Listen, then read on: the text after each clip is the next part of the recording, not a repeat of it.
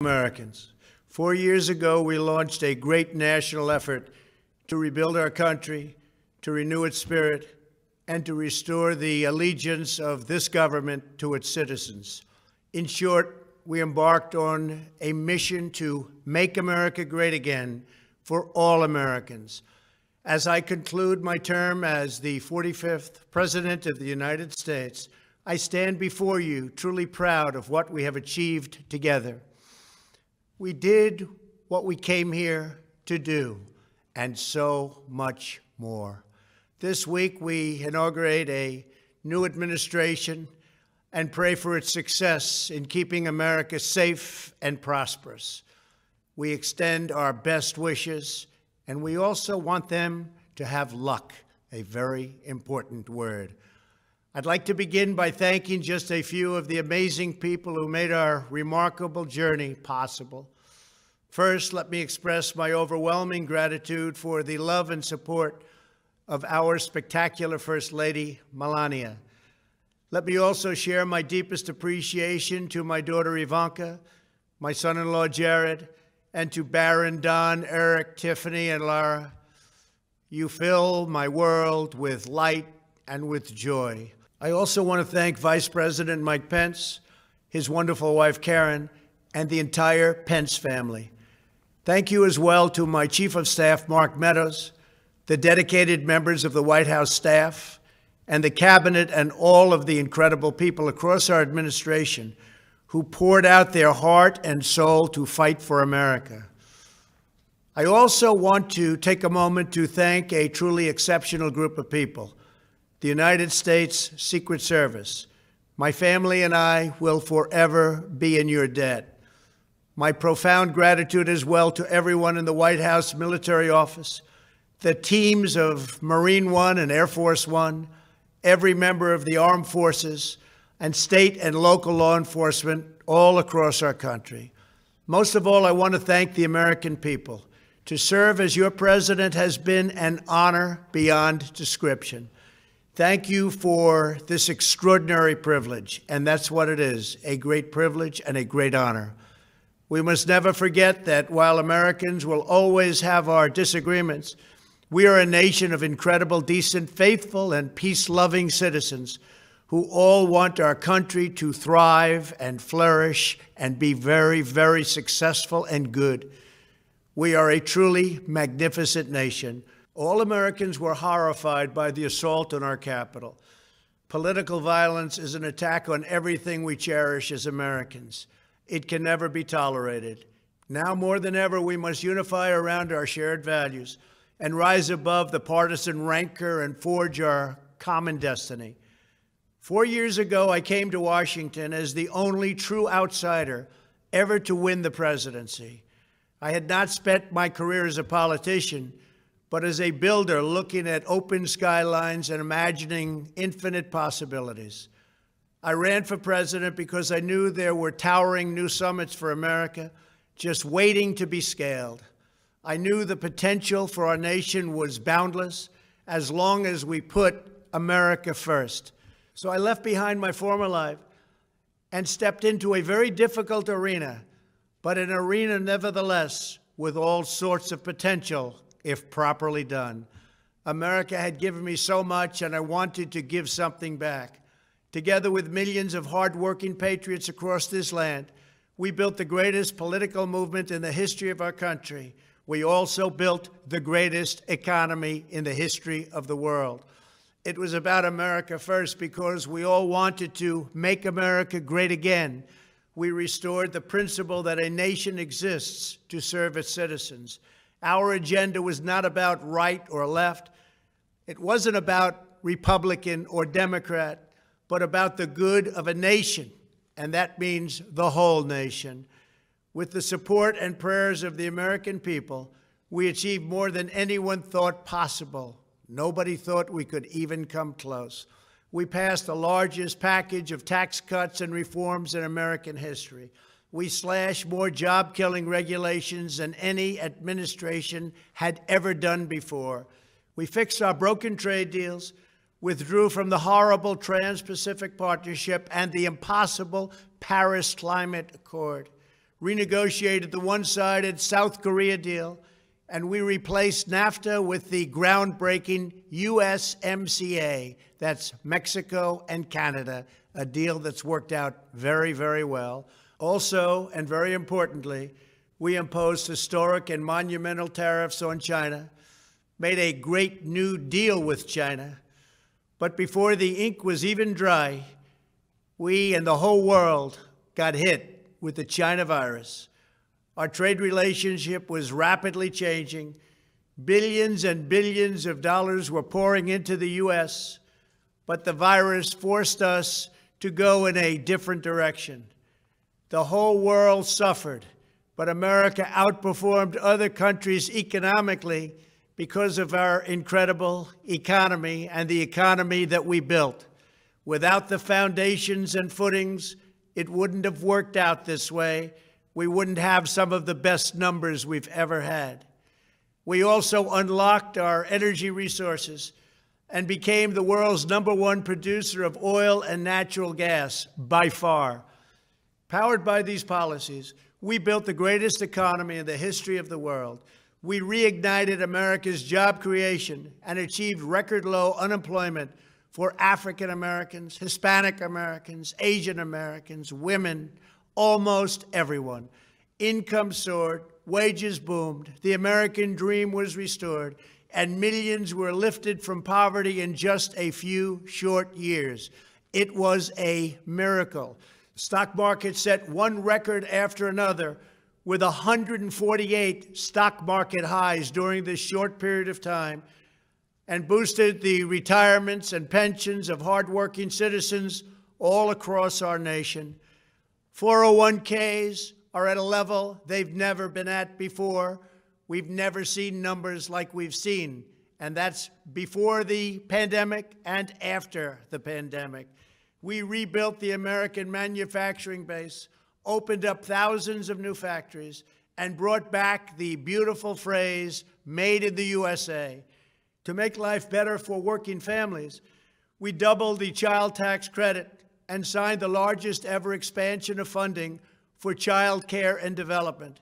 We joined with the private sector to secure commitments to train more than 16 million American workers for the jobs of tomorrow. When our nation was hit with the terrible pandemic, we produced not one, but 2 vaccines with record-breaking speed, and more will quickly follow. They said it couldn't be done, but we did it.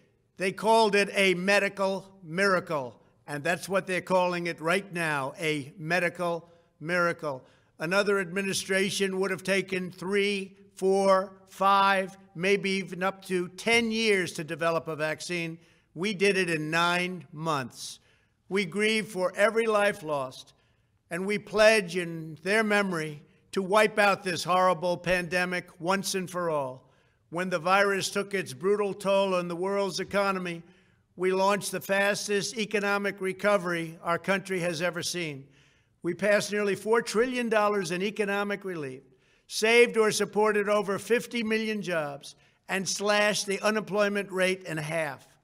These are numbers that our country has never seen before. We created choice and transparency in healthcare, stood up to Big Pharma in so many ways, but especially in our effort to get favored nations clauses added, which will give us the lowest prescription drug prices anywhere in the world. We passed VA choice, VA accountability, right to try, and landmark criminal justice reform. We confirmed 3 new justices of the United States Supreme Court. We appointed nearly 300 federal judges to interpret our Constitution as written. For years, the American people pleaded with Washington to finally secure the nation's borders. I am pleased to say we answered that plea and achieved the most secure border in U.S. history. We have given our brave border agents and heroic ICE officers the tools they need to do their jobs better than they have ever done before, and to enforce our laws and keep America safe. We proudly leave the next administration with the strongest and most robust border security measures ever put into place. This includes historic agreements with Mexico, Guatemala, Honduras, and El Salvador, along with more than 450 miles of powerful new wall. We restored American strength at home and American leadership abroad. The world respects us again. Please don't lose that respect. We reclaimed our sovereignty by standing up for America at the United Nations and withdrawing from the one-sided global deals that never served our interests. And NATO countries are now paying hundreds of billions of dollars more than when I arrived just a few years ago. It was very unfair. We were paying the cost for the world. Now the world is helping us. And perhaps most importantly of all, with nearly $3 trillion, we fully rebuilt the American military, all made in the USA. We launched the first new branch of the United States Armed Forces in 75 years, the Space Force. And last spring, I stood at Kennedy Space Center in Florida and watched as American astronauts returned to space on American rockets for the first time in many, many years. We revitalized our alliances and rallied the nations of the world to stand up to China like never before. We obliterated the ISIS caliphate and ended the wretched life of its founder and leader, al-Baghdadi. We stood up to the oppressive Iranian regime and killed the world's top terrorist, Iranian butcher Qasem Soleimani. We recognized Jerusalem as the capital of Israel and recognized Israeli sovereignty over the Golan Heights. As a result of our bold diplomacy and principled realism, we achieved a series of historic peace deals in the Middle East. Nobody believed it could happen. The Abraham Accords opened the doors to a future of peace and harmony, not violence and bloodshed. It is the dawn of a new Middle East, and we are bringing our soldiers home. I am especially proud to be the first president in decades who has started no new wars. Above all, we have reasserted the sacred idea that in America, the government answers to the people. Our guiding light, our North Star, our unwavering conviction has been that we are here to serve the noble, everyday citizens of America. Our allegiance is not to the special interests, corporations, or global entities. It's to our children, our citizens, and to our nation itself. As president, my top priority, my constant concern, has always been the best interests of American workers and American families. I did not seek the easiest course. By far, it was actually the most difficult. I did not seek the path that would get the least criticism. I took on the tough battles, the hardest fights, the most difficult choices, because that's what you elected me to do. Your needs were my first and last unyielding focus. This, I hope, will be our greatest legacy. Together, we put the American people back in charge of our country. We restored self-government. We restored the idea that in America, no one is forgotten because everyone matters and everyone has a voice. We fought for the principle that every citizen is entitled to equal dignity, equal treatment, and equal rights because we are all made equal by God. Everyone is entitled to be treated with respect, to have their voice heard, and to have their government listen. You are loyal to your country, and my administration was always loyal to you. We worked to build a country in which every citizen could find a great job and support their wonderful families. We fought for the communities where every American could be safe and schools where every child could learn. We promoted a culture where our laws would be upheld, our heroes honored, our history preserved, and law-abiding citizens are never taken for granted. Americans should take tremendous satisfaction in all that we have achieved together. It's incredible. Now, as I leave the White House, I have been reflecting on the dangers that threaten the priceless inheritance we all share. As the world's most powerful nation, America faces constant threats and challenges from abroad. But the greatest danger we face is a loss of confidence in ourselves, a loss of confidence in our national greatness. A nation is only as strong as its spirit. We are only as dynamic as our pride. We are only as vibrant as the faith that beats in the hearts of our people. No nation can long thrive that loses faith in its own values, history, and heroes, for these are the very sources of our unity and our vitality. What has always allowed America to prevail and triumph over the great challenges of the past has been an unyielding and unashamed conviction in the nobility of our country and its unique purpose in history. We must never lose this conviction. We must never forsake our belief in America. The key to national greatness lies in sustaining and instilling our shared national identity. That means focusing on what we have in common, the heritage that we all share. At the center of this heritage is also a robust belief in free expression, free speech, and open debate.